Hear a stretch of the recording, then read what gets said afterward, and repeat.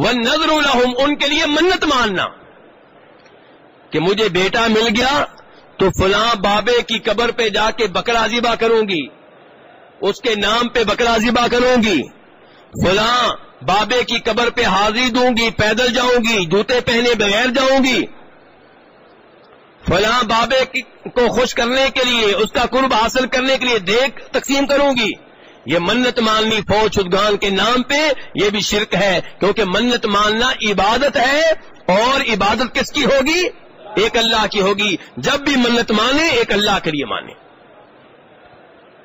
بیٹا اللہ دے اور بکرا آپ ذبح کریں غیر اللہ کے نام پہ، بیٹا اللہ دے اور دیگ آپ تقسیم کریں کسی بابے کی قبر پہ، نہیں میرے بھائی ایسا نہیں۔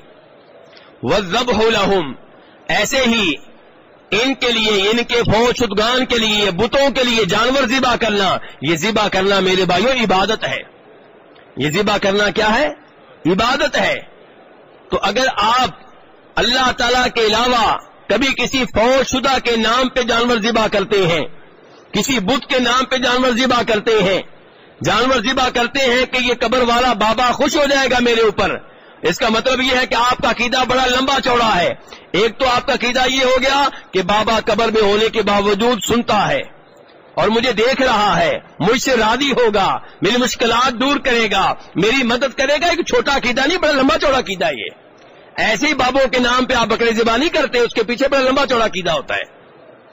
تو اس لیے ہاں ایک ہے کہ آپ اللہ کے نام پہ جانور ذبح کریں، لیکن یہ ہے کہ میرے دادا جی جو فوت ہو چکے ہیں انہیں ثواب مل جائے، میرے والدہ جو فوت ہو چکی ہے انہیں ثواب مل جائے۔ یہاں آپ کا یہ عقیدہ نہیں ہے کہ والدہ جانتی ہیں کہ میں جانور ذبح کر رہا ہوں، وہ سن رہی ہیں، وہ دیکھ رہی ہیں، وہ مشکل حل کریں گی، نہیں۔ یہاں پہ تو آپ کو اپنی والدہ پہ ترس آ رہا ہے کہ بیچاری پتہ نہیں کس حال میں ہے، میں اللہ کے نام پہ جانور ذبح کرتا ہوں، شاید اللہ میری والدہ کو کوئی فائدہ دے دے۔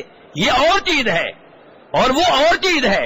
جہاں آپ بکرا ذبح کرتے ہیں بابے کو راضی کرنے کے لیے، بابا راضی ہوگا، بابا دیکھ رہا ہے، بابا جانتا ہے، بابا سنتا ہے، بابا مشکلات حل کرے گا، بابا بیٹا دے گا، وہ اور عقیدہ ہے۔